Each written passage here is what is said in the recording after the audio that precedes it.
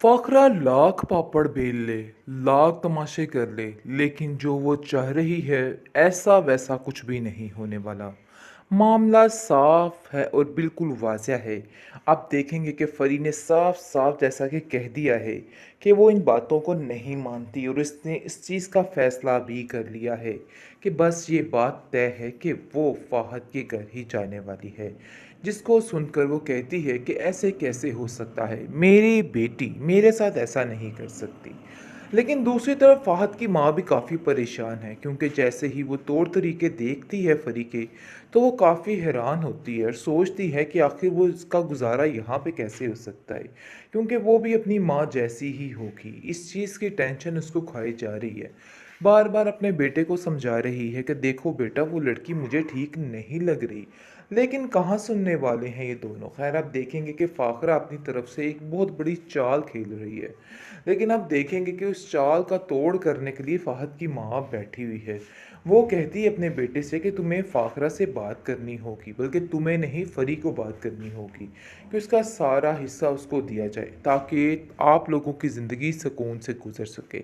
यानी कि एक तीर से दो निशाने करने पड़ेंगे आप लोगों को, जिस पर फ़ाखरा बेगम की अक्ल ठिकाने आएगी, क्योंकि अभी उसकी बिल्कुल कोई बात समझ में नहीं आ रही है और वो बस यही चाह रही है कि फ़री को बस 2 सूटों में ऐसे ही रुखसत कर देगी।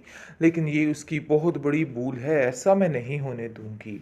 लेकिन आप देखेंगे कि आइमा इस रिश्ते के बहुत सख्त खिलाफ़ है, क्योंकि वो जान चुकी है कि अगर यहाँ पे रिश्ता हो गया तो उसको बहुत कुछ यानी कि देना पड़ जाएगा, काफ़ी ज़्यादा हिस्सा देना पड़ जाएगा, जिसकी टेंशन ने उसको ख्वार करके रख दिया है और इसलिए परेशानी में उसकी मज़ीद से मज़ीद तर इज़ाफ़ा होता चला जा रहा है कि उनको गलत मशवरे मत दें। लेकिन आज आके फिर जी बात आ जाती है यानी कि घर वालों की।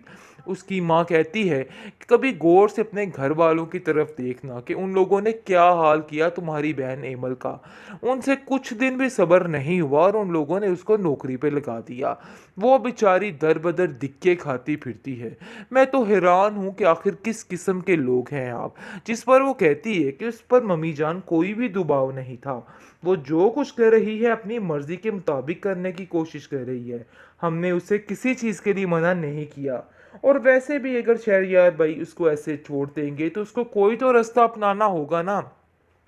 ऐसे काम तो नहीं चलेगा।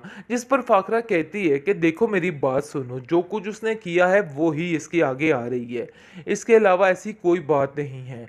तुम्हारी ज़ुबान भी दिन ब दिन कैंची की तरह चलना शुरू हो चुकी है और मुझे हैरत हो रही है कि आखिर किस किस्म की फ़ज़ूल बातें तुम करती हो। आखिर कब तक तुम्हारी ये ज़ुबान ऐसे ही चलती रहेगी? एमल तुम्हारी बहन जो ज़ुबान की वजह से अब इधर नहीं है, और देखो तुम्हारी भी ज़ुबान ऐसे ही है। मुझे तो लग रहा है कि इनकरीब तुम्हारी बारी है अब। जिसको सुनकर वो कहती है कि अहमद के साथ तो जो ज्यादती हुई है, इन सब चीज़ों में शहरयार भाई की गलती है, क्योंकि उन्होंने ये सब कुछ किया है। चाहे लाख कोई कहे, लेकिन किसी के कहने का कोई फ़र्क नहीं पड़ता, क्योंकि अगर इंसान का अपना आप ही ठीक नहीं है तो फिर क्या हो सकता है। जिस पर वो कहती है कि तुम्हें बहुत ज़्यादा बोलना आ गया है। मैं अफान से कहती हूँ कि तुम्हारी ज़ुबान को थोड़ा कंट्रोल में करे, क्योंकि ऐसे तो बिला वजह घर में लड़ाइयाँ ही बढ़ेगी। देखो आज तो तुमने हमारे मामलात में बोलने की कुछ जुर्रत कर ली, लेकिन आइंदा से ऐसा कुछ भी ना करना। समझो ये आखिरी मौका था जो तुमने कर लिया, लेकिन मज़ीद इस तरह की कोई भी बात अब यहाँ पे बर्दाश्त नहीं की जाएगी। फ़ाखरा बेगम भी क्या याद रखेगी कि किन लोगों से उनका पाला पड़ा है। अरे भाई, वो एक प्रिंसिपल है। स्कूल में बच्चों को जलील कर करके उसे अब लोगों को भी जलील करना आ गया, जो इस किस्म के लोग होते हैं। साफ और खरी बातें की जा रही हैं और फ़ाखरा को ऐसी बातें सुनाई जा रही हैं कि फ़ाखरा के होश तंग रह गए हैं कि आखिर मेरे से भी 10 हाथ आगे कोई हो सकता है। क्योंकि जैसे ही वो कोई बात करना चाहती है, उल्टा फहद की माँ उसको ही जलील कर देती है। एनी कहती हैगी कि आप लोग इस बात का ध्यान रखिएगा कि ऐसी कोई बात भी उधर ना हो। लेकिन लाख अफान के इशारे करने के बावजूद उसकी माँ बिल्कुल नहीं समझ रही।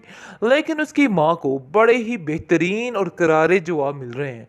जिसकी वजह से अब खामोश होकर बैठ चुकी है, क्योंकि अब उसको ज़रा सुकून आ चुका है कि उसने जो कुछ किया था सरासर गलत किया था।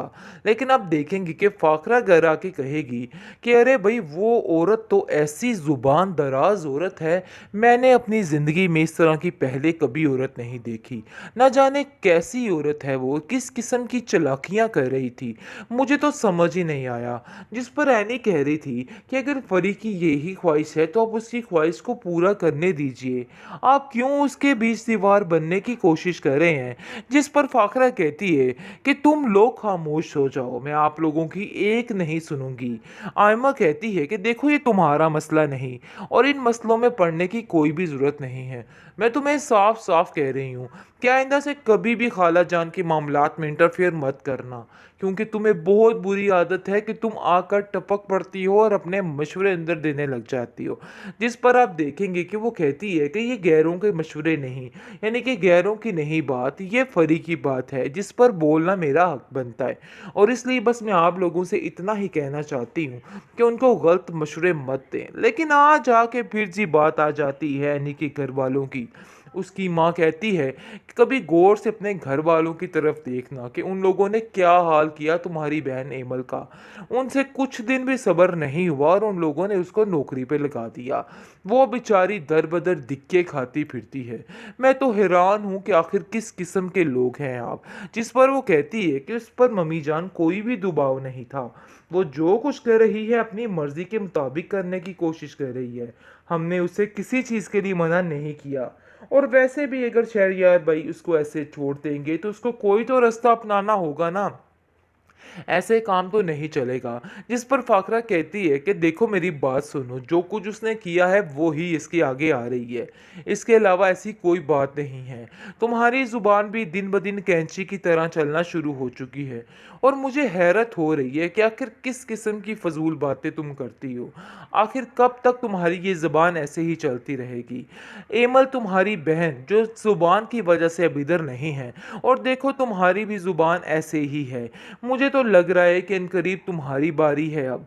जिसको सुनकर वो कहती है कि एमत के साथ तो जो ज्यादती हुई है, इन सब चीज़ों में शहरयार भाई की गलती है, क्योंकि उन्होंने ये सब कुछ किया है।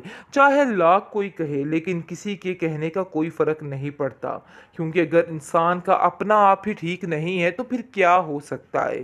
जिस पर वो कहती है कि तुम्हें बहुत ज़्यादा बोलना आ गया है, मैं अफान से कहती हूँ कि तुम्हारी ज़ुबान को थोड़ा कंट्रोल में करे, क्योंकि ऐसे तो बिला वजह घर में लड़ाइयाँ ही बढ़ेगी।